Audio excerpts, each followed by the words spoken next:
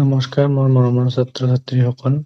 আজি আমি পঢ়িম অসম জাতীয় বিদ্যালয়ৰ ক্লাছ 6ৰ ইংলিছৰ লেচন 2 লিটিল ড্ৰপছ অফ ৱাটাৰৰ প্ৰশ্ন উত্তৰখিনি। তো আজি আমাৰ প্ৰথম প্ৰশ্ন হ'ল, what do little drops of water make? পানীৰ সৰু টোপালে কি বনায়? এনচাৰ হ'ল, little drops of water make the mighty ocean. পানীৰ সৰু সৰু টোপালবোৰে এখন বৃহৎ সমুদ্ৰ বনায়। 2 number, what make the pleasant land? কিহে আনন্দময়ী ভূমিখন বনায়?